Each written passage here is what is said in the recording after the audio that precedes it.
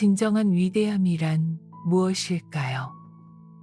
세상 사람들은 높은 지위, 많은 재물, 뛰어난 능력을 가진 자를 위대하다고 말합니다. 하지만 부처님께서는 전혀 다른 답을 주십니다.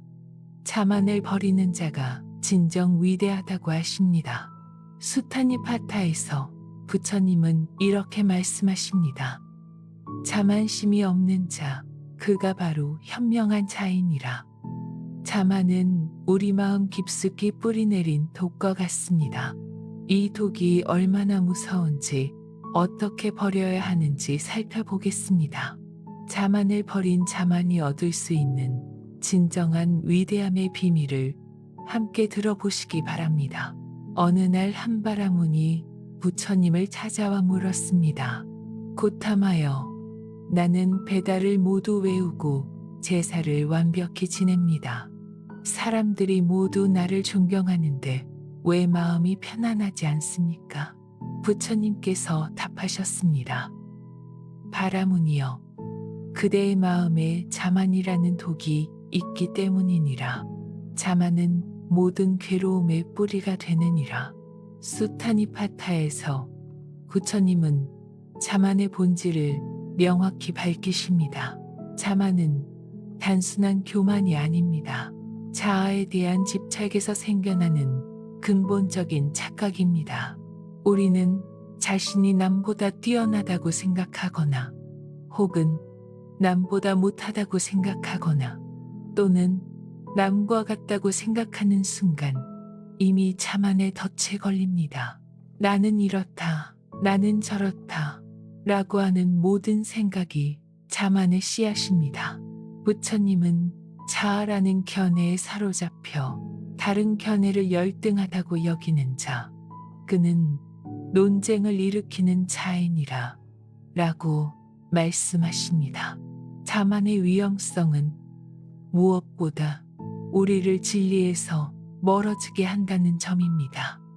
자만한 자는 배우려 하지 않습니다. 이미 자신이 완전하다고 생각하기 때문입니다. 마치 가득 찬 컵에 물을 부을 수 없듯이 자만으로 가득한 마음에는 지혜가 들어갈 자리가 없습니다. 한 번은 높은 지위에 있던 왕이 부처님께 와서 물었습니다. 세존이여, 저는 왕으로서 수많은 신하를 거느리고 있습니다. 그런데 왜 마음이 항상 불안합니까? 부처님께서 말씀하셨습니다. 대왕이여, 지위가 높다고 해서 마음이 높아지는 것은 아니니라. 오히려 자만이 클수록 마음은 더욱 낮은 곳으로 떨어지느니라. 자만은 또한 다른 사람과의 관계를 파괴합니다. 자만한 자는 남을 내려다보고 자신만이 옳다고 여깁니다. 이런 마음가짐으로는 진정한 소통이 불가능합니다. 상대방의 마음을 이해할 수도 없고 자신의 잘못을 깨달을 수도 없습니다. 수타니파타에서는 이렇게 경고합니다. 자만에 빠진 자는 길을 잃은 자와 같으니 아무리 걸어도 목적지에 도달할 수 없느니라. 자만의 가장 교묘한 면은 선행을 할 때도 나타난다는 것입니다. 좋은 일을 하면서도 내가 이런 선한 일을 했다고 생각하는 순간 그 선행은 자만의 밑거름이 됩니다. 부처님은 선행을 하고도 그것을 자랑하지 않는 자, 그가 참으로 선한 자이니라 라고 하셨습니다. 금강경에서도 이와 유사한 가르침을 전합니다. 만약 보살이 아상, 인상, 중생상, 수자상에 집착한다면 보살이 아니니라. 자만은 결국 나라는 상에 집착하는 것입니다. 수행자에게도 자만은 가장 큰 걸림돌입니다. 조금 수행이 깊어지면 나는 다른 사람보다 깨달음에 가깝다고 생각하게 됩니다. 이런 생각이 바로 자만입니다. 부처님은 수행의 성취를 자랑하는 자는 아직 수행의 길에 들어서지도 못한 자이니라 라고 하셨습니다. 자만은 마치 독사와 같습니다. 아름답게 보일 수도 있지만 그 독은 치명적입니다. 자만에 물린 자는 서서히 영적인 생명력을 잃어갑니다. 겸손함을 잃고 배우려는 마음을 잃고 결국 진리에서 멀어져 갑니다. 하지만 다행히 자만이라는 독에는 해독제가 있습니다. 그것은 바로 자신의 무지를 인정하고 모든 존재에 대한 평등한 마음을 갖는 것입니다. 부처님께서 말씀하신 대로 자신을 낮추어 모든 존재를 높이는 자, 그가 참으로 높은 자이니라. 자만을 버리는 첫걸음은 자만이 얼마나 위험한 독인지 깨닫는 것입니다. 그래야만 이 독을 버리려는 간절한 마음이 생기기 때문입니다. 한 수행자가 부처님께 물었습니다.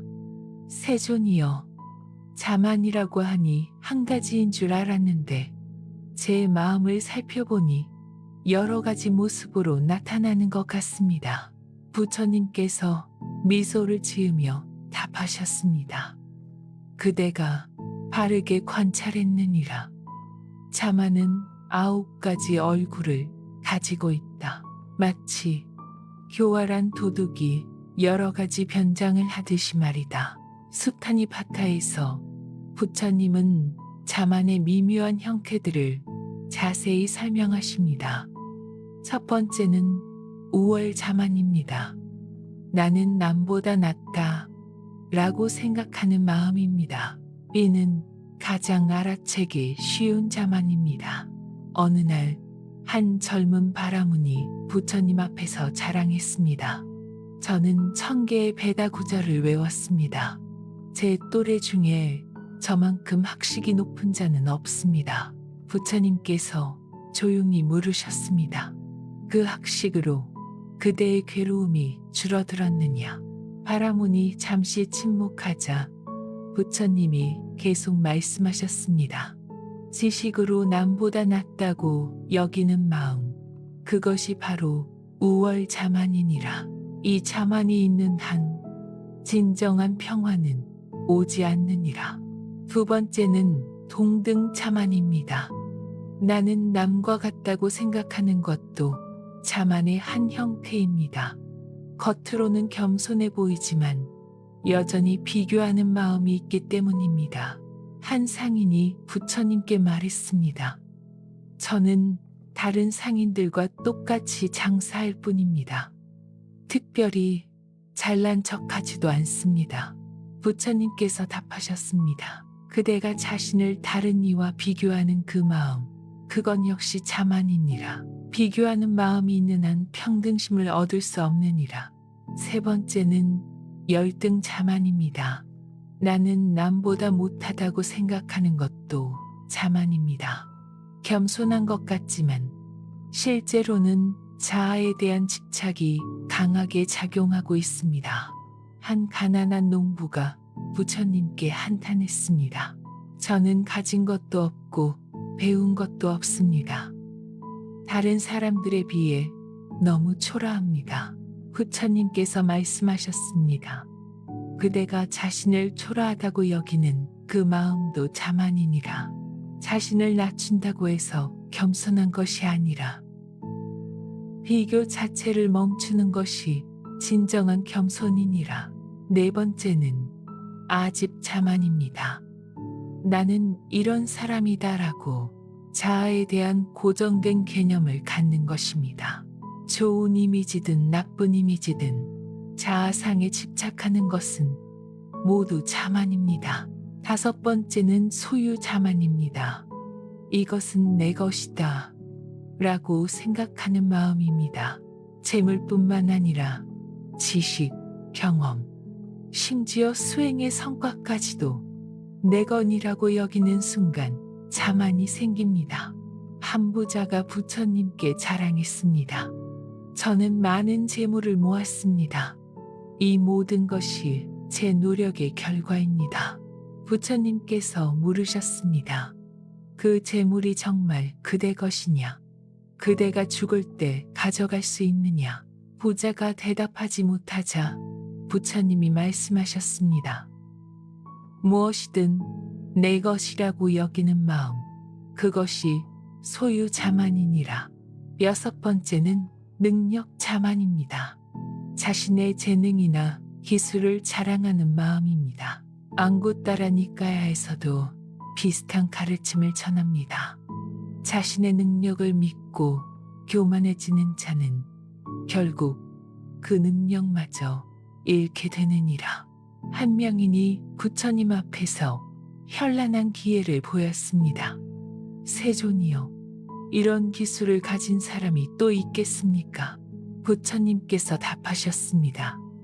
기회도 무상하고 그것을 자랑하는 마음도 무상하니라. 능력에 집착하는 자는 능력의 노예가 되느니라. 7번째는 경험 자만입니다. 자신이 겪은 특별한 경험을 자랑하거나 그것에 집착하는 마음입니다. 신비한 체험이나 깨달음의 경험조차도 자만의 재료가 될 수 있습니다.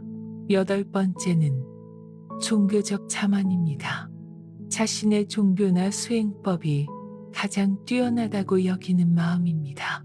부처님은 법에 집착하는 자도 법을 이루지 못하거늘 하물며 법이 아닌 것에 집착하는 자이겠느냐 라고 하셨습니다. 한 고행자가 부처님께 말했습니다. 저는 10년간 극심한 고행을 했습니다. 다른 수행자들과는 다릅니다.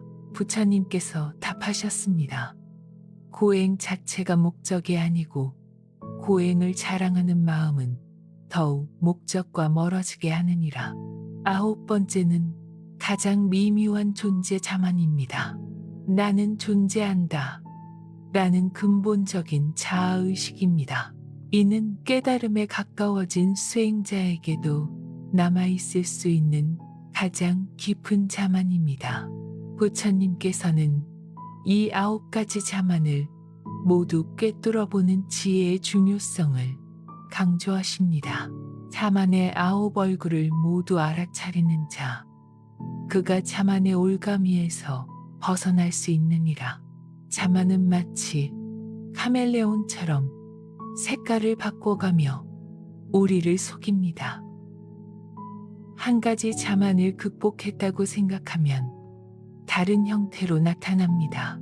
그래서 부처님은 끊임없는 관찰과 성찰을 당부하신 것입니다. 수행자여, 마음을 거울처럼 닦아 모든 자만의 얼굴을 비춰보라. 그래야 진정한 해탈의 길이 열리느니라. 어느 저녁 아난다 존자가 부처님께 물었습니다. 세존이여, 자만을 버린다는 것이 무엇을 의미합니까?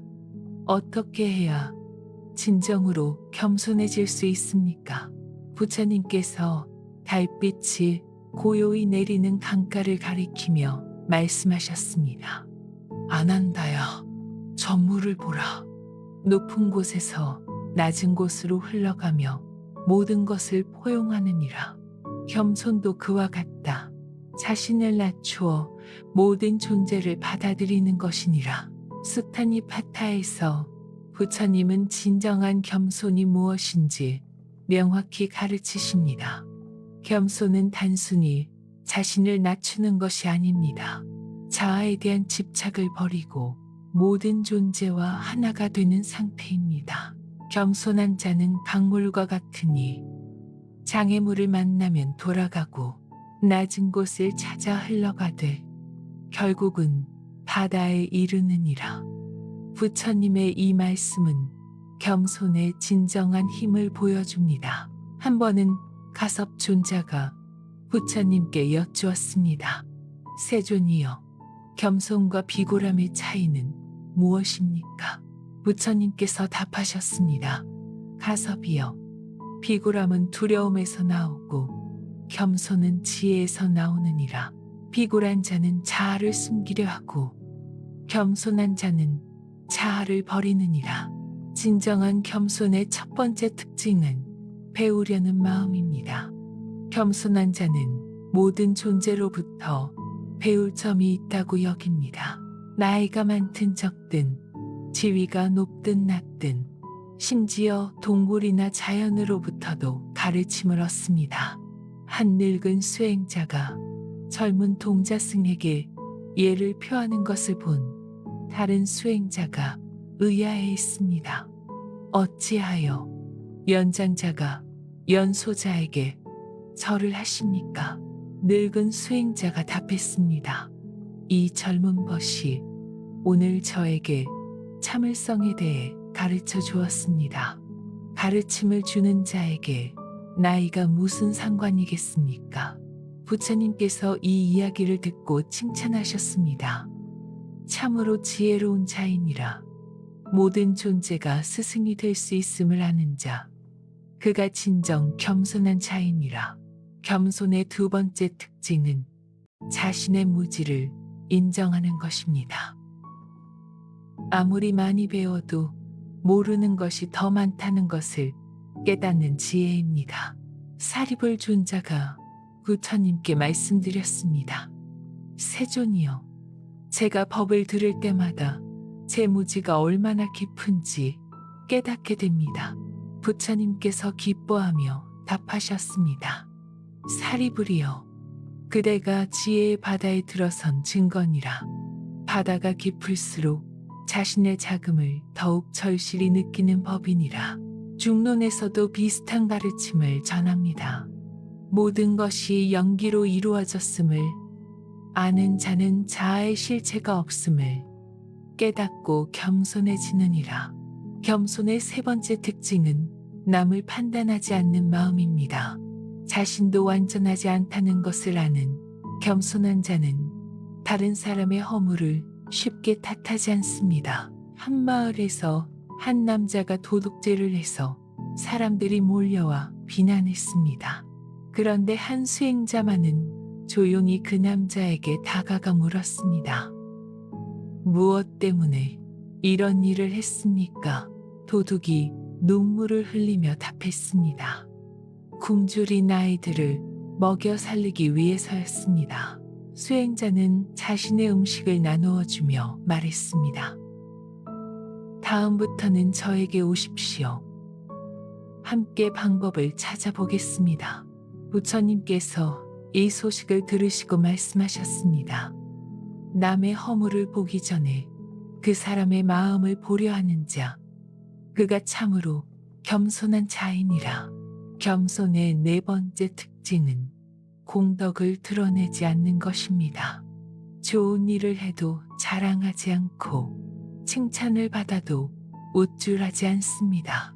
목갈라나 존자가 신통력으로 많은 사람을 도와주고도 자신이 한 일이라고 말하지 않았습니다. 사람들이 궁금해하자 부처님께서 설명하셨습니다. 참된 자비는 그림자와 같아서 남을 시원하게 해주지만 자신을 드러내지 않느니라. 겸손의 다섯 번째 특징은 모든 공덕을 다른 이에게 돌리는 마음입니다. 자신의 성취라고 여기지 않고 스승과 동료, 모든 인연의 도움이라고 생각합니다. 한 제자가 부처님께 말씀드렸습니다. 세존이여, 저에게 지혜가 생긴 것은 부처님의 가르침 덕분입니다.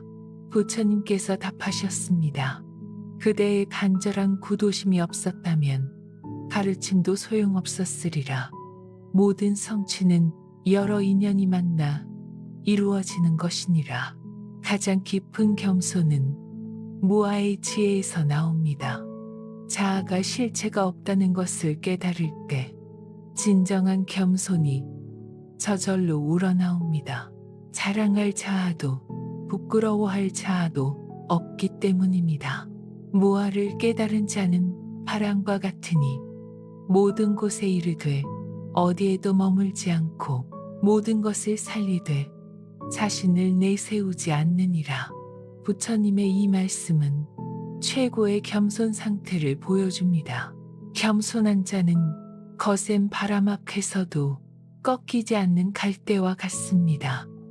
유연하지만 강하고 낮지만 위대합니다. 자만을 버리고 겸손을 얻은 자만이 진정한 위대함에 도달할 수 있습니다. 이른 새벽, 라훌라 존자가 부처님께 여쭈었습니다. 아버지시여, 자만이 얼마나 뿌리 깊은지 알겠습니다. 어떤 수행을 해야 이 독을 완전히 뽑아낼 수 있겠습니까? 부처님께서 동쪽 하늘이 밝아오는 것을 바라보며 말씀하셨습니다. 라훌라야, 어둠을 물리치는 것은 어둠과 싸우는 것이 아니라 빛을 밝히는 것이니라. 자만도 마찬가지로 직접 없애려 하지 말고 지혜의 빛을 키워나가라. 수타니파타에서 부처님은 자만을 극복하는 구체적인 수행법을 제시하십니다. 이는 단순한 이론이 아니라 실제로 마음을 변화시키는 실천적 방법들입니다. 첫 번째 수행은 사념처 명상입니다. 몸과 느낌과 마음과 법을 있는 그대로 관찰하는 것입니다. 자만은 실제와 다른 착각에서 생기므로 있는 그대로 보는 지혜가 자만을 뿌리째 뽑아냅니다. 어느 날 한 젊은 수행자가 부처님께 말했습니다. 세존이여, 저는 다른 수행자들보다 더 열심히 명상합니다. 하루에 12시간씩 좌선을 합니다. 부처님께서 물으셨습니다. 그 12시간 동안 무엇을 보았느냐? 깊은 선정 상태에 들어갔습니다. 부처님께서 다시 물으셨습니다. 그 선정을 자랑스러워하는 마음은 보았느냐? 젊은 수행자가 깜짝 놀라며 침묵하자 부처님이 계속 말씀하셨습니다. 선정에 빠져 있을 때는 자만이 숨어 있느니라. 선정 상태도 관찰하고 그것을 좋아하는 마음도 관찰하고 그것을 자랑하는 마음도 관찰해야 하느니라. 몸을 관찰할 때는 이 몸이 늙고 병들고 죽어갈 수밖에 없는 무상한 존재임을 봅니다. 젊고 건강하다고 자만하던 마음이 저절로 사라집니다. 느낌을 관찰할 때는 좋은 느낌도 나쁜 느낌도 모두 변해간다는 것을 봅니다.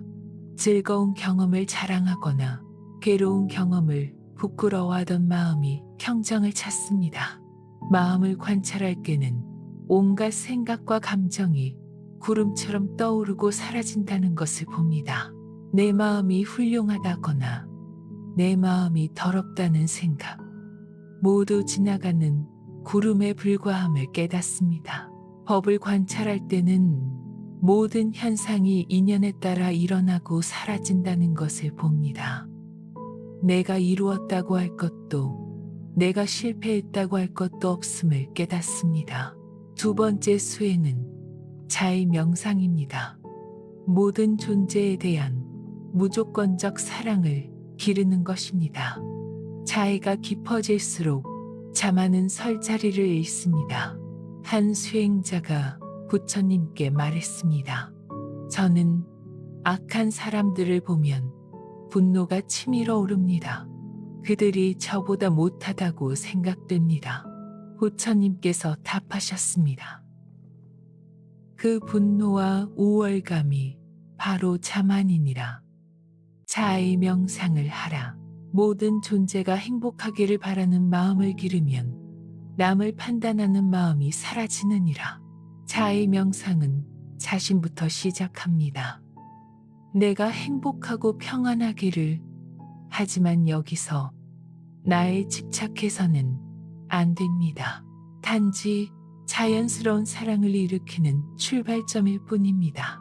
그 다음 사랑하는 사람, 중립적인 사람, 미워하는 사람, 모든 존재 순서로 자애를 넓혀갑니다. 특히 미워하는 사람에게도 진심으로 행복을 빌 수 있게 되면 자만의 뿌리가 끊어집니다. 세 번째 수행은 무상 관찰입니다. 모든 것이 변해간다는 진리를 깊이 관찰하는 것입니다.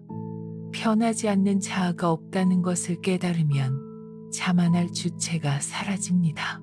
늙은 비구니 하나가 부처님께 물었습니다. 세존이여, 저는 젊었을 때 아름다움을 자랑했습니다. 지금은 늙고 추해져서 부끄럽습니다. 이런 마음도 자만입니까? 부처님께서 답하셨습니다. 과거에 아름다움을 자랑한 것도 자만이고 지금 추함을 부끄러워하는 것도 자만이니라. 아름다움도 추함도 모두 변해가는 것임을 보라. 변하는 것을 가지고 자랑하거나 부끄러워할 이유가 어디 있겠느냐.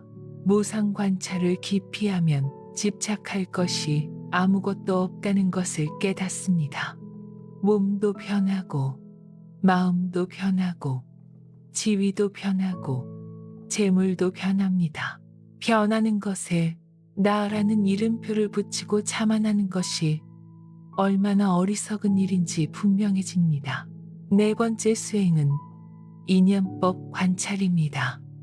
모든 것이 서로 연결되어 있고 혼자 존재하는 것은 없다는 진리를 보는 것입니다. 한 부유한 장자가 부처님께 자랑했습니다. 세존이여, 저는 아무 도움 없이 스스로 이 불을 일구었습니다. 부처님께서 물으셨습니다. 그 불을 이루는데 땅이 필요하지 않았느냐?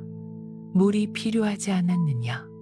다른 사람들이 필요하지 않았느냐? 장자가 생각해 보니 정말 수많은 도움이 있었습니다. 부처님께서 계속 말씀하셨습니다. 모든 성취는 무수한 인연이 만나서 이루어지느니라. 그런데 어찌 내가 했다고 자만할 수 있겠느냐? 맞지마니까야에서도 이와 같은 가르침을 전합니다. 모든 것이 조건에 의해 생겨나고 조건이 사라지면 사라진다. 독립적으로 존재하는 자아는 없느니라. 인연법을 깊이 관찰하면 자아의 경계가 사라집니다. 나와 남의 구분이 무의미해지고 모든 존재가 하나의 거대한 생명망 안에서 서로 도우며 살아간다는 것을 깨닫습니다. 다섯 번째 수행은 죽음 명상입니다. 언젠가 반드시 죽는다는 사실을 늘 기억하는 것입니다. 죽음 앞에서는 모든 자만이 무력해집니다. 한 왕이 부처님께 물었습니다. 세존이여, 저는 강력한 군대와 막대한 재물을 가지고 있습니다. 그런데 왜 늘 불안합니까? 부처님께서 답하셨습니다. 대왕이여, 그 모든 것이 죽음 앞에서는 한 줌 재와 같으니라. 죽음을 명상하라. 그러면 진정 소중한 것이 무엇인지 알게 되리라. 죽음 명상을 하면 삶의 우선순위가 완전히 바뀝니다. 남들에게 인정받으려는 마음, 더 많이 가지려는 마음, 더 높아지려는 마음이 모두 헛된 것임을 깨닫습니다. 이 다섯 가지 수행을 꾸준히 하면 자만의 뿌리가 서서히 말라갑니다. 하지만 수행 자체에 자만하지 않도록 주의해야 합니다. 수행의 성과를 자랑하는 순간 새로운 자만이 생기기 때문입니다. 부처님께서 말씀하셨습니다. 수행은 씨앗을 심는 것과 같으니 억지로 당겨서 빨리 자라게 하려 하지 말라. 꾸준히 물 주고 정성을 다하면 언젠가는 반드시 열매를 맺으리라. 어느 아침 급고독 장자가 부처님께 여쭈었습니다. 세존이여, 저희 같은 제가자들은 어떻게 일상생활 속에서 자만을 버릴 수 있겠습니까? 출가자들처럼 하루 종일 명상만 할 수는 없지 않습니까? 부처님께서 미소 지으시며 답하셨습니다. 장자여, 자만을 버리는 것은 특별한 장소나 시간이 필요한 것이 아니니라. 매 순간 깨어있는 마음만 있으면 되느니라. 일하면서도 말하면서도 쉬면서도 할 수 있느니라.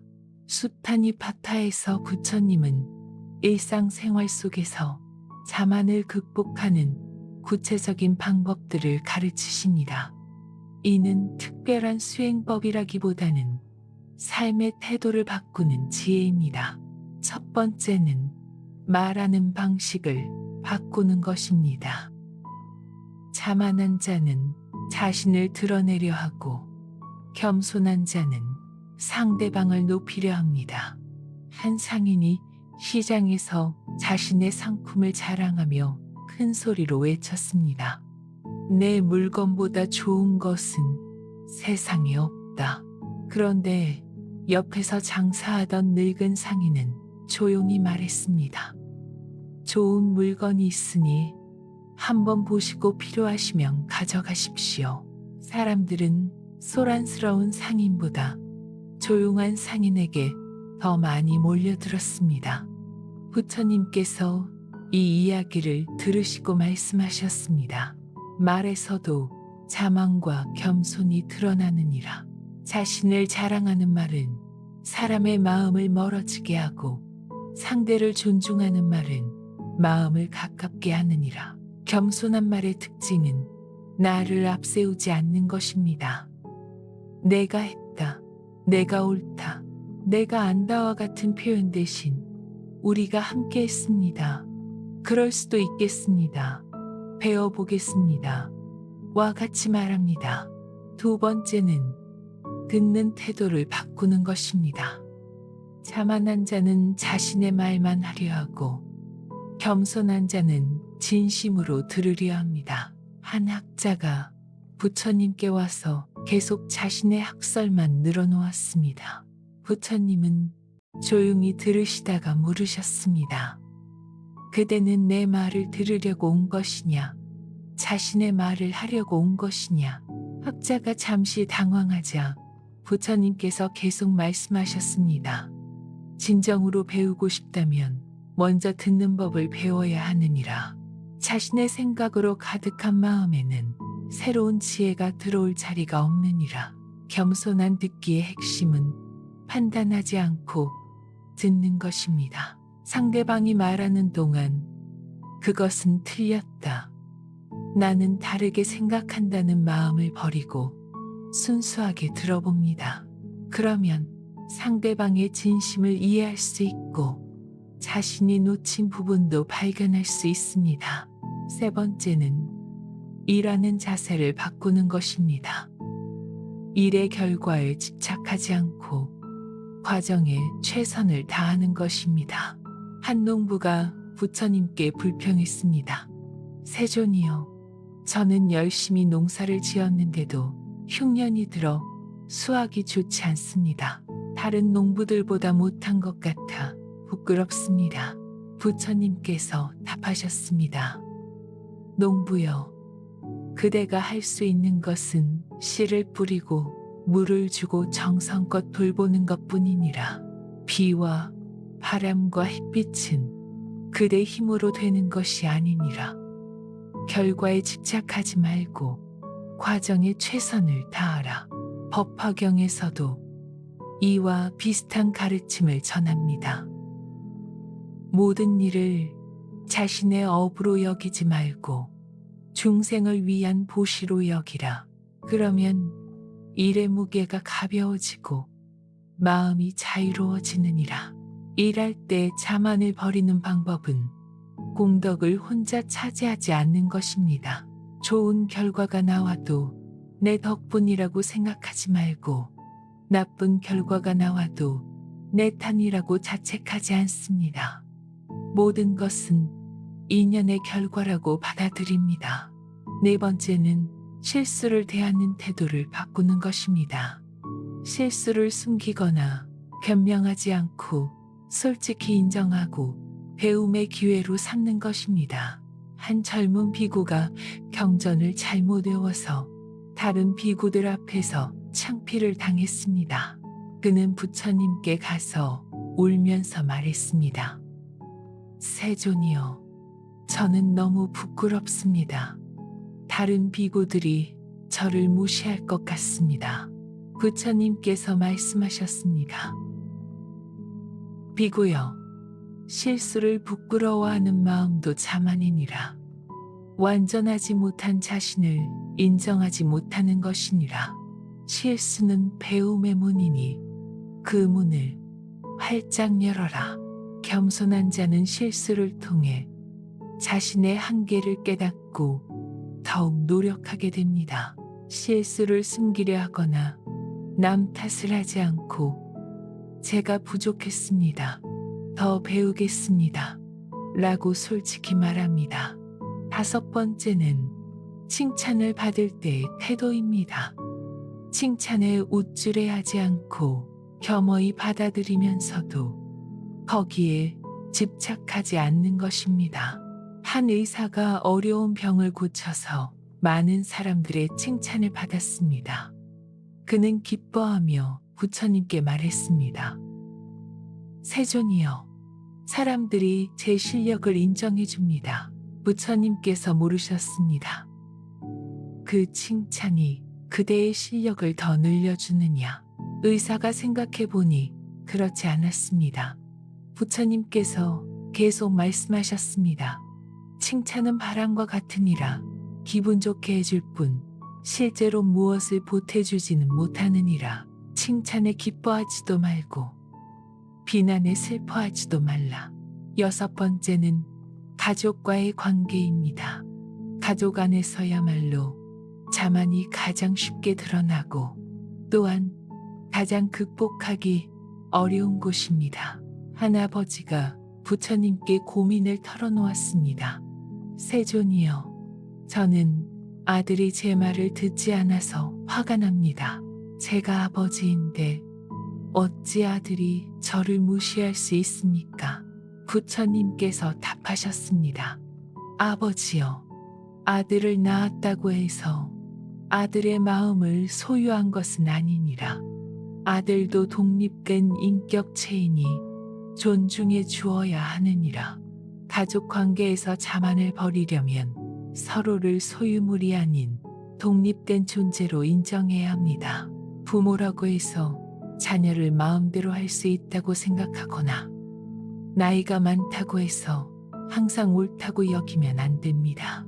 일상에서 자만을 버리는 가장 중요한 원칙은 매 순간 자신의 마음을 돌아보는 것입니다. 지금 내 마음에 자만이 있는가? 상대방을 존중하고 있는가? 결과에 집착하고 있는가를 늘 점검합니다. 부처님께서 마지막으로 당부하셨습니다. 자만을 버리는 것은 하루 이틀에 되는 일이 아니니라. 평생에 걸친 수행이니라. 그러나 매 순간 깨어있는 마음으로 실천한다면 반드시 자만의 사슬에서 벗어날 수 있으리라. 한 여름날 저녁, 여러 제자들이 부처님 주위에 둘러앉아 있었습니다. 아난다 존자가 부처님께 여쭈었습니다. 세존이여, 자만을 완전히 버린 자는 어떤 모습입니까?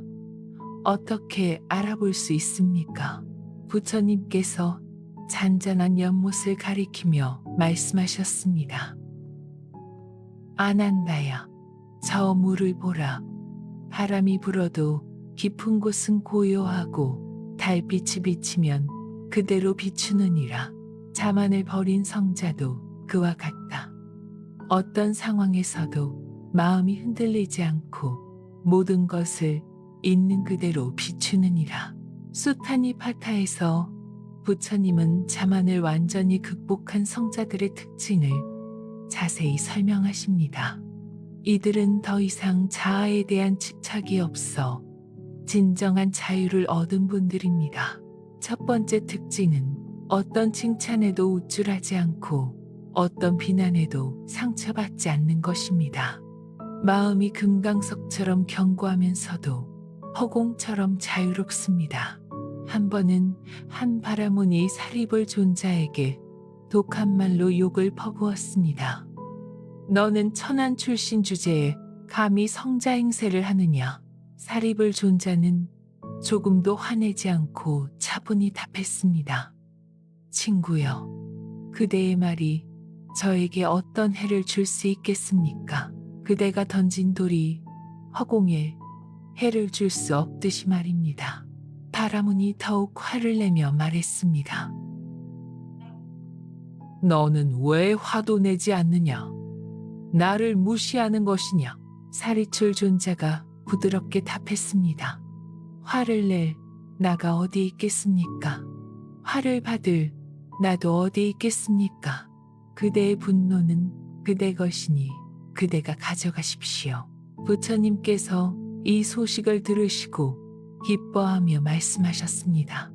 사리불이 참으로 자만을 버렸구나. 자아가 없는 자에게는 상처를 줄 곳도 없고 자랑할 것도 없느니라. 두 번째 특징은 모든 존재를 평등하게 대하는 것입니다. 높고 낮음, 귀하고 천함의 구분이 마음에서 완전히 사라집니다. 목갈라나 존자가 어느 날 길에서 굶주린 개 한 마리를 만났습니다. 존자는 자신의 음식을 나누어 주며 개에게 자해를 보냈습니다. 마침 그 모습을 본 왕이 의아해했습니다. 존자여, 어찌하여 짐승에게 그토록 정성을 다하십니까? 목갈라나 존자가 답했습니다. 대왕이여, 이 개도 대왕도 저도 모두 같은 생명이 아니겠습니까? 형태만 다를 뿐 본질은 하나입니다. 왕이 더욱 궁금해했습니다.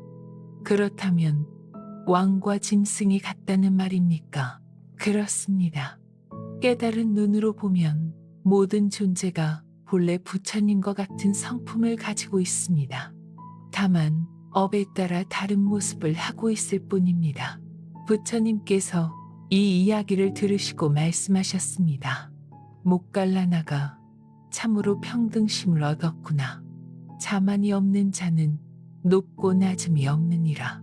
세 번째 특징은 공덕을 쌓아도 그것을 자랑하지 않는 것입니다. 선행을 그림자처럼 조용히 행하고 그 결과에 집착하지 않습니다. 가섭존자는 아무도 모르게 가난한 사람들을 도와주었습니다. 한 과부가 굶주린 아이들 때문에 울고 있으면 몰래 음식을 놓고 갔습니다. 병든 노인이 혼자 있으면 조용히 간병을 해주었습니다. 어느 날 다른 비구들이 물었습니다. 가섭 형님은 왜 항상 혼자 다니십니까? 우리와 함께 다니지 않으십니까? 가섭 존자가 답했습니다. 함께 다니면 제가 하는 일을 여러분이 알게 됩니다. 그러면 저에게 자랑하는 마음이 생길까봐 두렵습니다. 부처님께서 이를 아시고 말씀하셨습니다. 가섭이 참으로 조용한 수행을 하는구나. 진정한 공덕은 그림자와 같아서 남을 시원하게 해주지만 자신을 드러내지 않느니라. 네 번째 특징은 어떤 상황에서도 마음이 동요하지 않는 것입니다. 좋은 일이 생겨도 들뜨지 않고 나쁜 일이 생겨도 낙담하지 않습니다. 아나율 존자는 눈이 먼 후에도 전혀 슬퍼하지 않았습니다. 오히려 더욱 정진하여 천안을 얻었습니다. 다른 비구들이 물었습니다. 존자님은 어찌 눈이 먼 것을 슬퍼하지 않으십니까? 아나율 존자가 답했습니다. 슬퍼할 나가 어디 있겠습니까? 육체의 눈이 보지 못하니 마음의 눈이 더욱 밝아졌습니다. 이것이 나쁜 일입니까? 좋은 일입니까? 상유다 니까야에서도 이와 비슷한 가르침을 전합니다. 성자는 일어나는 모든 일을 있는 그대로 받아들이되 그것에 휘둘리지 않느니라. 다섯 번째 특징은 가르침을 펼 때도 자신을 드러내지 않는 것입니다. 사람들이 깨달음을 얻도록 도와주면서도 내가 가르쳐 주었다고 생각하지 않습니다. 부르나 존자는 뛰어난 설법가였습니다. 그의 말을 들으면 사람들이 감동해서 눈물을 흘렸습니다. 많은 이들이 출가하고 깨달음을 얻었습니다. 그런데 부르나 존자는 결코 자신의 공이라고 생각하지 않았습니다. 한 제자가 물었습니다. 스승님의 가르침으로 많은 사람이 도를 얻었습니다. 기쁘지 않으십니까? 부르나 존자가 답했습니다. 씨앗이 자라는 것은 씨앗의 힘이지 농부의 힘이 아닙니다. 사람들이 깨달은 것은 그들 자신의 성근 때문이지 저 때문이 아닙니다. 저는 다만 인연이 되었을 뿐입니다. 부처님께서 이를 칭찬하며 말씀하셨습니다. 부르나가 참으로 무아를 깨달았구나. 자만이 없는 자는 공덕도 자신의 것이라 여기지 않느니라. 6번째 특징은 죽음 앞에서도 두렵지 않고 오히려 기쁘게 받아들이는 것입니다. 자아에 대한 집착이 없으므로 죽을 것도 없다는 것을 알기 때문입니다. 사리불 존자가 열반에 들기 전에 제자들에게 말했습니다. 여러분, 슬퍼하지 마십시오. 죽을 사리불이 어디 있습니까? 태어날 사리불도 어디 있습니까? 다만 인연 따라 모였다가 인연 따라 흩어질 뿐입니다. 제자들이 울며 물었습니다. 스승님, 정말 두렵지 않으십니까? 사리불 존자가 미소 지으며 답했습니다. 두려워할 나가 어디 있겠습니까? 구름이 모였다가 흩어지는 것을 보고 구름이 두려워한다고 생각합니까? 7번째 특징은 신통력이 있어도 그것을 자랑하지 않는 것입니다. 특별한 능력도 모든 존재를 돕는 방편으로만 사용할 뿐 과시의 수단으로 여기지 않습니다. 모갈라나 존자는 신통제일이라 불렸지만 함부로 신통을 부리지 않았습니다. 정말 필요한 때만 조용히 사용했습니다. 어느 날 한 젊은 비구가 부탁했습니다. 존자님의 신통력을 한번 보여주십시오. 모갈라나 존자가 답했습니다. 신통을 보고 싶어하는 마음, 그것부터 버려라. 신통은 구경거리가 아니라 중생을 구제하는 도구니라. 화엄경에서도 이와 같은 가르침을 전합니다. 보살은 모든 능력을 중생을 위해 사용하되 그것을 자신의 것이라 여기지 않느니라. 이처럼 자만을 완전히 버린 성자들은 평범해 보이면서도 범상하지 않고 아무것도 가진 것이 없는 것 같으면서도 모든 것을 가지고 있습니다. 그들의 존재 자체가 세상을 밝히는 등불이 됩니다. 부처님께서 말씀하셨습니다. 자만을 버린 자는 큰 바다와 같으니라. 모든 강물을 받아들이되 자신이 받아들였다고 자랑하지 않고 모든 배를 떠받쳐 주되 자신이 떠받친다고 생각하지 않느니라. 이른 아침 선정에서 일어난 부처님께 우파리 존자가 다가와 예비한 후 물었습니다. 세존이여, 자만을 완전히 버려야만 해탈할 수 있습니까? 자만이 남아있으면 해탈은 불가능한 것입니까? 부처님께서 동쪽 하늘의 새벽별을 가리키며 말씀하셨습니다. 우파리야, 저 별을 보라. 해가 떠오르기 전에는 밝게 빛나지만 해가 떠오르면 사라지느니라. 자만도 그와 같다. 해탈의 광명이 일어나면 자만의 어둠은 저절로 사라지느니라. 수타니파타에서 부처님은 자만과 해탈의 관계를 명확히 밝히십니다. 자만은 해탈을 가로막는 가장 큰 장애물이면서 동시에 해탈의 깊이를 보여주는 척도이기도 합니다. 해탈에는 3단계가 있습니다. 첫 번째는 견해의 속박에서 벗어나는 예류과입니다. 이 단계에서는 조우자만이 사라집니다. 조우자만이란 자신과 다른 견해를 가진 자들을 열등하게 보는 자만입니다. 한 젊은 바라문이 부처님께 와서 자신의 철학을 늘어놓았습니다.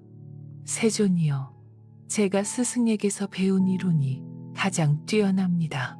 다른 모든 가르침은 잘못되었습니다. 부처님께서 조용히 들으시다가 물으셨습니다. 그대가 모든 가르침을 직접 체험해 보았느냐? 아닙니다. 하지만 제 스승이 그렇게 가르쳐 주셨습니다. 부처님께서 말씀하셨습니다. 직접 체험하지 않고 다른 가르침을 비판하는 것, 그것이 조자만이니라. 모든 견해에는 그럴 만한 이유가 있느니라. 먼저 열린 마음으로 들어보라. 몇 달 후 그 바라문은 다시 와서 말했습니다. 세존이여, 제가 얼마나 편견에 사로잡혀 있었는지 깨달았습니다. 다른 사람들의 말도 경청해 보니 저보다 지혜로운 분들이 많았습니다. 부처님께서 기뻐하며 말씀하셨습니다. 그대가 견해의 자만을 벗어났구나. 이제 진정한 지혜의 문이 열렸느니라.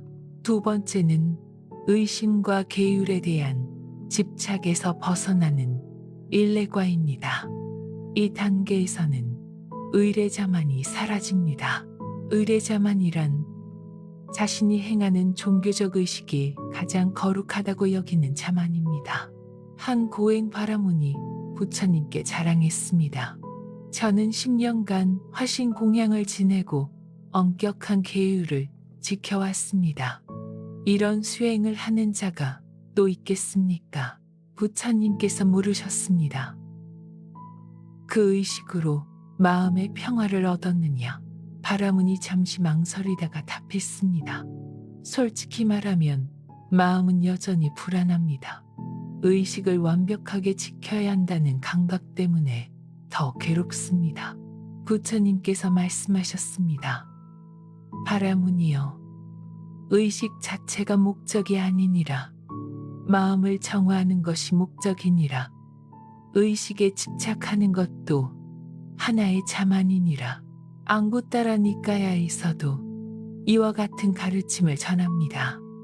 계율을 지키되 계율에 얽매이지 말라. 계율도 강을 건너는 뗏목과 같으니 강을 건넌 후에는 버려야 하느니라. 세 번째는 욕망에 대한 집착에서 벗어나는 불안과입니다. 이 단계에서는 존재자만의 큰 부분이 사라집니다. 존재자만이란 자신이 특별한 존재라고 여기는 근본적인 자만입니다. 아나함과를 얻은 한 비구가 부처님께 말했습니다. 세존이여, 저는 이제 감각적 욕망에서 완전히 벗어났습니다. 다른 수행자들과는 다른 경지에 올랐습니다. 부처님께서 미소 지으며 물으셨습니다. 그 다르다고 여기는 마음은 어디에서 왔느냐? 비구가 깜짝 놀라며 침묵하자 부처님께서 계속 말씀하셨습니다. 아직 미세한 자만이 남아있구나. 내가 깨달았다는 생각 자체가 자만이니라. 마지막은 모든 자만이 완전히 사라지는 아라한과입니다. 이 단계에서는 가장 미세한 나는 존재한다는 자만마저 완전히 소멸됩니다. 하나라하니 부처님께 여쭈었습니다. 세존이여, 저는 이제 나라고 할 것이 아무것도 없습니다. 그런데 이 몸은 여전히 존재합니다. 이것을 어떻게 이해해야 합니까? 부처님께서 답하셨습니다. 잘 물었구나. 몸은 있되 집착할 자아는 없고 활동은 있되 행위자는 없느니라. 마치 바람이 불어도 허공은 흔들리지 않듯이 말이다. 자만과 해탈의 관계에서 가장 중요한 것은 자만을 억지로 없애려 하지 않는 것입니다. 자만을 없애려고 노력하는 것 자체가 또 다른 자만이 될 수 있기 때문입니다. 한 수행자가 부처님께 고민을 털어놓았습니다. 세존이여, 저는 자만을 버리려고 애쓰는데 오히려 자만이 더 강해지는 것 같습니다. 어떻게 해야 합니까? 부처님께서 답하셨습니다. 자만을 직접 공격하지 말라. 대신 지혜를 기르고 자비를 실천하라. 해가 떠오르면 어둠이 저절로 사라지듯 지혜가 밝아지면 자만은 저절로 소멸하느니라. 해탈의 과정에서 나타나는 가장 교묘한 자만은 영적 자만입니다. 수행이 깊어질수록 나는 다른 사람들보다 깨달음에 가깝다고 생각하기 쉽습니다. 한 선정에 능한 비구가 다른 비구들을 무시하는 마음을 갖게 되었습니다. 저들은 아직 초보적인 수행만 하고 있다. 나처럼 깊은 선정에 들 수 있는 자가 몇이나 되겠는가? 부처님께서 일을 하시고 그 비구를 불러 말씀하셨습니다.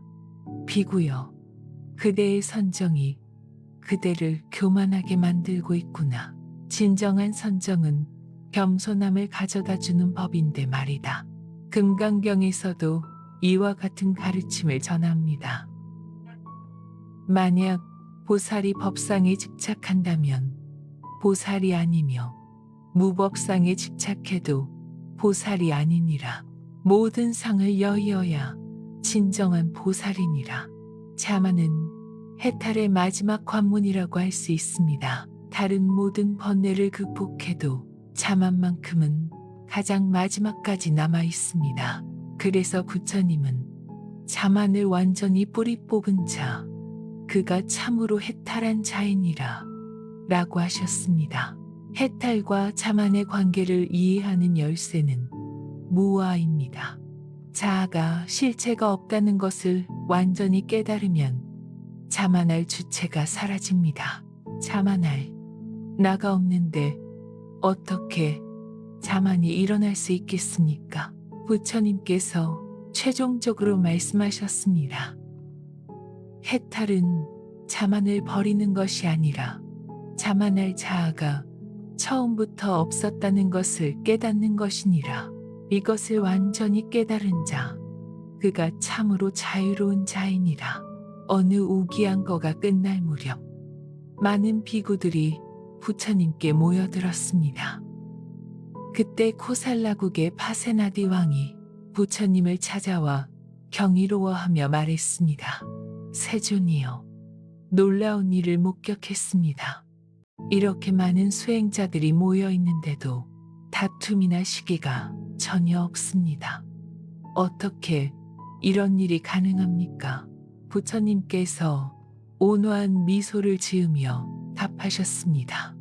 대왕이여, 자만이 없으면 다툼이 일어날 이유가 없느니라. 물과 물이 만나면 하나가 되듯이 자아가 없는 마음들이 만나면 자연이 하나가 되느니라. 수타니파타에서 부처님은 자만이 사라진 공동체가 어떤 모습인지 생생하게 보여주십니다. 그곳은 단순히 갈등이 없는 곳이 아니라 진정한 조화와 평화가 꽃피는 이상향입니다. 자만 없는 공동체의 첫 번째 특징은 서로를 비교하지 않는다는 것입니다.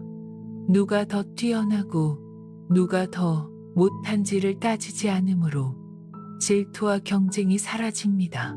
한때 두 젊은 비구가 경전암송 실력으로 서로 경쟁하게 되었습니다. 한 비구는 빠르게 외우고 다른 비구는 정확하게 외웠습니다.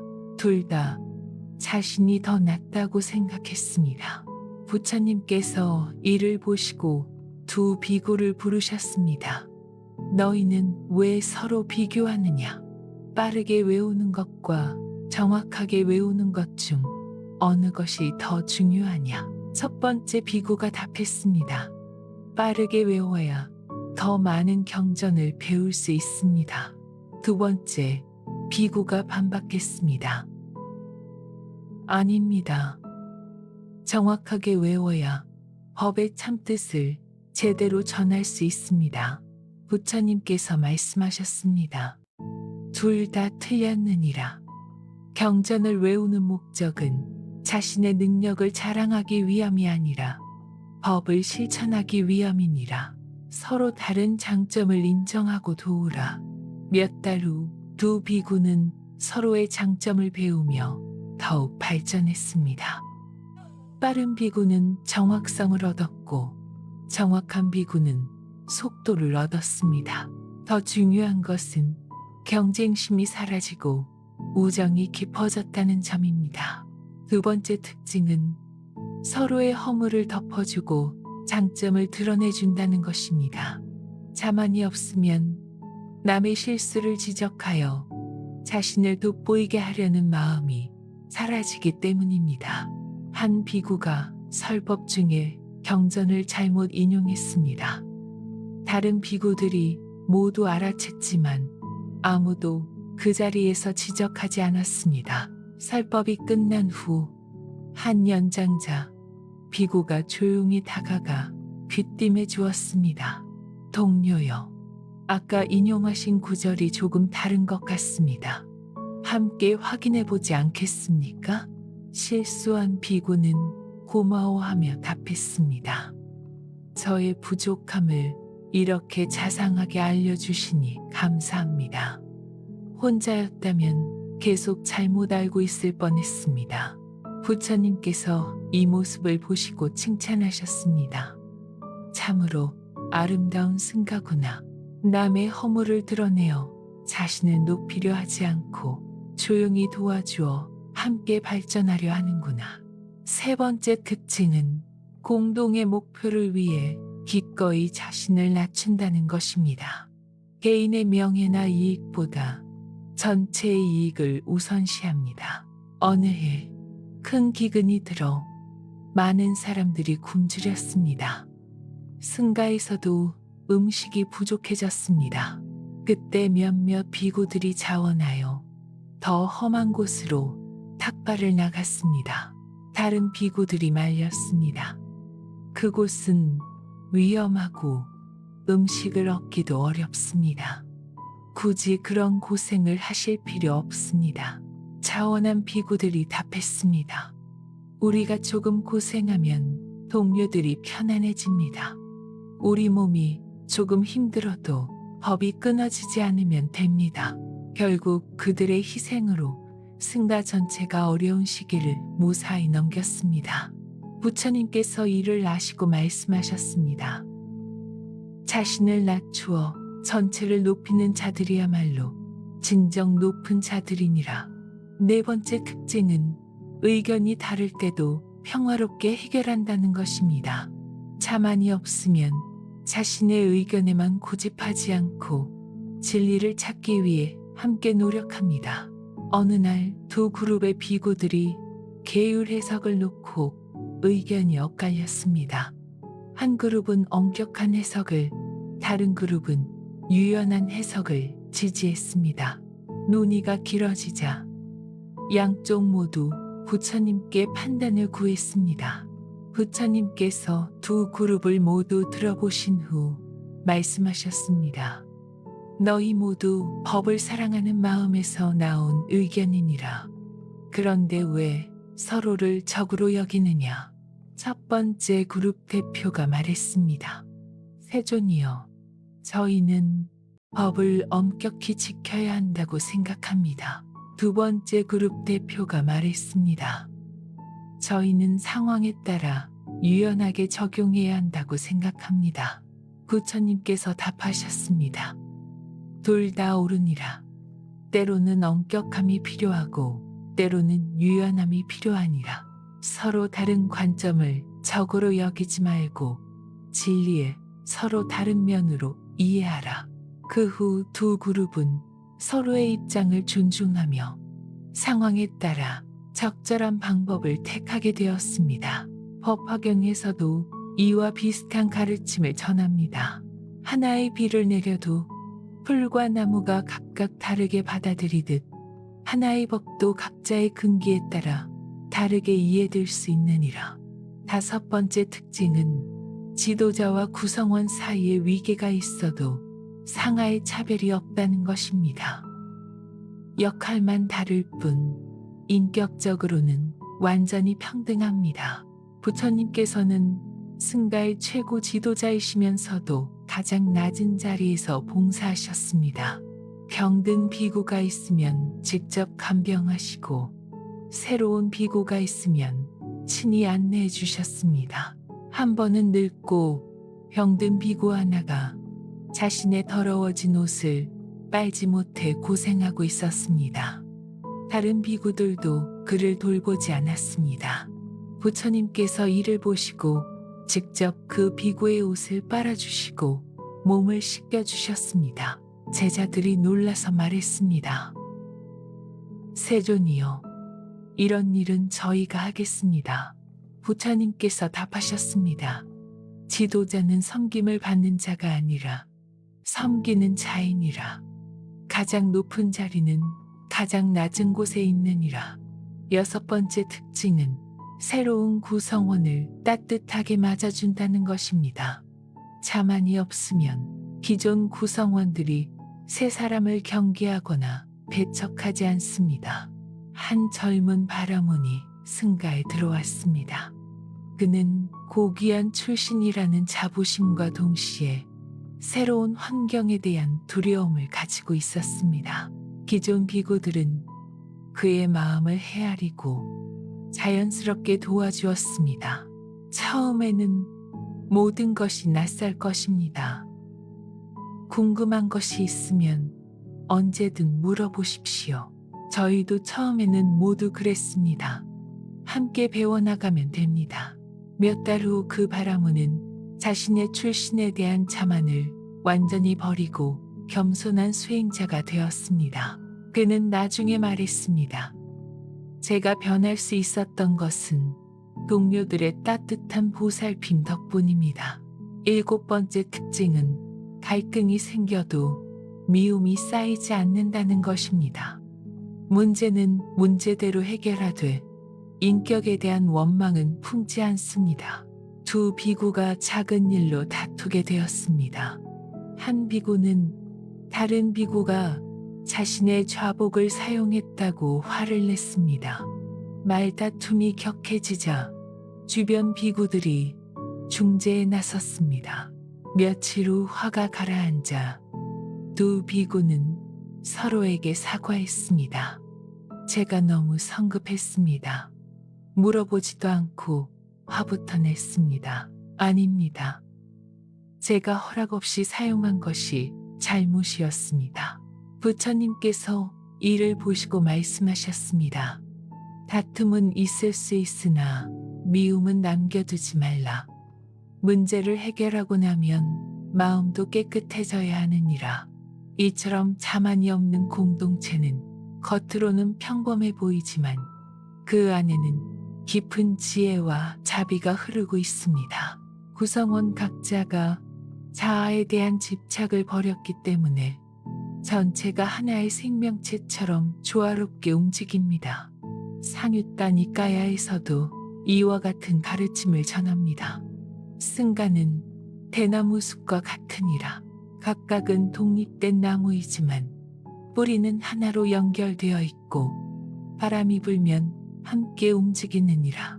부처님께서 파세나디 왕에게 마지막으로 말씀하셨습니다. 대왕이여, 자만 없는 공동체의 비밀을 보았느냐? 각자가 자신을 낮추되 전체는 높아지고 개인을 버리되 모두가 살아나느니라. 이것이 진정한 조화의 길이니라. 해질 무렵 부처님께서 제타바나 정사의 한적한 곳에 앉아 계셨습니다. 석양이 나무들 사이로 스며들어 고요한 광채를 만들어내고 있었습니다. 그때 아난다 존자가 조용히 다가와 예배한 후 말씀드렸습니다. 세존이여, 긴 여행을 함께하면서 깨달은 것이 있습니다. 진정한 위대함은 높은 곳에 있는 것이 아니라 가장 낮은 곳에서 빛을 발하는 것 같습니다. 부처님께서 아난다의 어깨를 부드럽게 어루만지시며 말씀하셨습니다. 아난다야, 그대가 바르게 보았구나. 산의 높은 봉우리는 모든 이의 눈에 띄지만 산을 떠받치는 것은 보이지 않는 뿌리이니라. 진정한 위대함도 그와 같다. 수타니 파타의 가르침이 우리에게 전하는 궁극적 메시지는 바로 이것입니다. 자만을 버린 자가 진정으로 위대하다는 것. 그리고 그 위대함은 세상이 생각하는 위대함과는 전혀 다른 차원에 있다는 것입니다. 세상 사람들이 생각하는 위대함은 대부분 비교를 통해 성립합니다. 남보다 높은 지위, 남보다 많은 재물, 남보다 뛰어난 능력을 가진 자를 위대하다고 합니다. 하지만 이런 위대함은 언제나 불안정합니다. 더 뛰어난 자가 나타나면 순식간에 무너지기 때문입니다. 한 왕이 자신의 권력과 부를 자랑하며 부처님께 말했습니다. 세존이여, 저는 이 나라의 왕으로서 수많은 신하와 막대한 재물을 거느리고 있습니다. 이것이야말로 위대함이 아니겠습니까? 부처님께서 조용히 물으셨습니다. 대왕이여, 그 권력이 영원하냐? 그 재물이 영원하냐? 왕이 잠시 침묵하자 부처님께서 계속 말씀하셨습니다. 견하는 것에 기댄 위대함은 모래성과 같으니라. 파도가 오면 한순간에 사라지느니라. 반면에 자만을 버린 자의 위대함은 비교를 초월합니다. 남보다 뛰어나서 위대한 것이 아니라 모든 존재와 하나가 되어서 위대한 것입니다. 이런 위대함은 외부 조건에 의존하지 않으므로 영원히 흔들리지 않습니다. 자만을 완전히 버린 자는 마치 허공과 같습니다. 허공은 가장 낮은 곳에 있으면서도 모든 것을 품고 아무것도 가지지 않으면서도 모든 것을 가능하게 합니다. 스스로를 드러내지 않으면서도 모든 곳에 존재합니다. 어느 날 한 철학자가 부처님께 도전적으로 물었습니다. 고타마여, 당신이 만약 정말 위대한 스승이라면 당신의 위대함을 증명해 보십시오. 부처님께서 미소 지으시며 답하셨습니다. 친구여, 위대함을 증명하려 하는 순간 이미 위대함을 잃느니라. 진정한 위대함은 증명할 필요가 없느니라. 그렇다면 어떻게 당신이 위대한 스승인지 알 수 있습니까? 내 말을 따르는 자들을 보라. 그들이 이전보다 겸손해졌는가? 자비로워졌는가? 평화로워졌는가? 스승의 위대함은 제자들의 변화에서 드러나느니라. 철학자는 승가의 비구들을 살펴보았습니다. 정말로 그들은 겸손하고 자비로우며 평화로웠습니다. 그는 부처님께 예를 표하며 말했습니다. 이제 진정한 위대함이 무엇인지 깨달았습니다. 자만을 버린 자의 위대함은 또한 봉사에서 나타납니다. 자신을 드러내려 하지 않고 오직 다른 존재들의 행복을 위해 힘씁니다. 마치 돼지가 모든 식물을 기르면서도 보답을 바라지 않듯이 말입니다.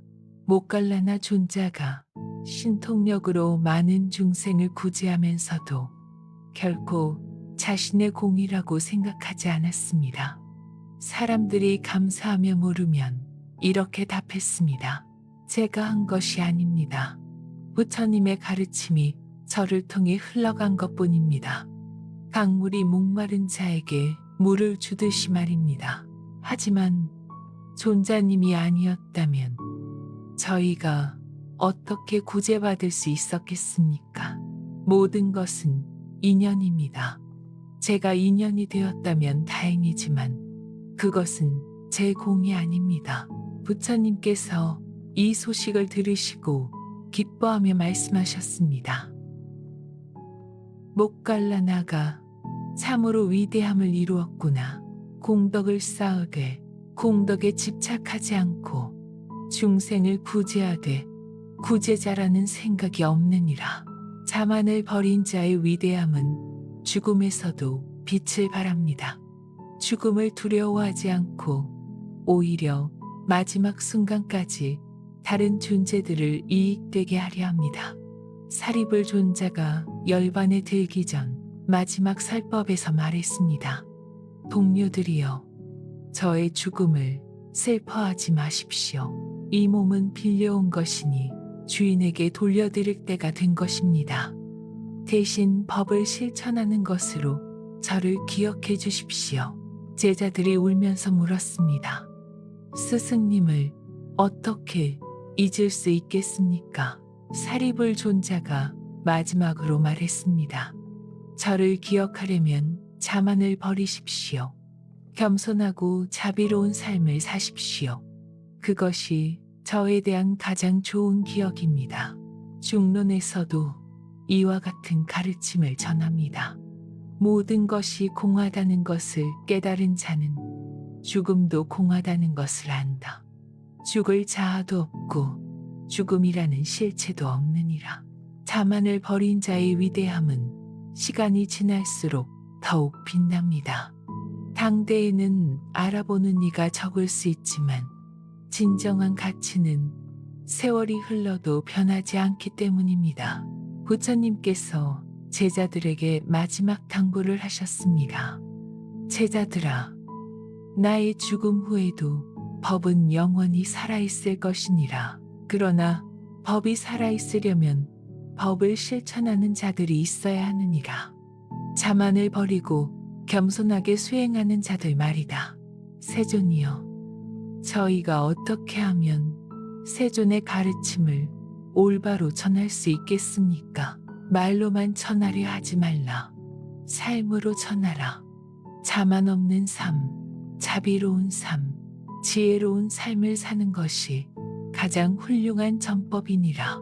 이처럼 자만을 버린 자가 도달하는 위대함은 세상의 모든 찬사보다 값지고 모든 권력보다 강하며 모든 재물보다 풍요롭습니다. 그것은 진정한 자유이며 참된 평화이며 완전한 행복입니다. 부처님의 가르침을 통해 우리는 알 수 있습니다. 진정한 위대함은 얻는 것이 아니라 버리는 것입니다. 쌓는 것이 아니라 기우는 것입니다. 올라가는 것이 아니라 내려가는 것입니다. 자만이라는 무거운 짐을 내려놓은 자는 가볍게 걸을 수 있습니다. 비교라는 감옥에서 벗어난 자는 자유롭게 날 수 있습니다. 자아라는 경계를 허문 자는 모든 존재와 하나가 될 수 있습니다. 수타니 파타가 전하는 이 위대한 진리를 가슴에 새기고 실천한다면 우리 모두도 진정한 위대함에 도달할 수 있을 것입니다. 자만을 버리는 그 순간부터 우리의 위대한 여행이 시작됩니다. 이 오디오북을 끝까지 들어주신 분들께 진심으로 감사드립니다. 부처님의 지혜가 우리 모든 이의 마음에 깊이 뿌리 내리기를 기원합니다. 도움이 되셨다면 구독과 좋아요 부탁드리며 주변 분들에게도 이 소중한 가르침을 나누어 주시기 바랍니다.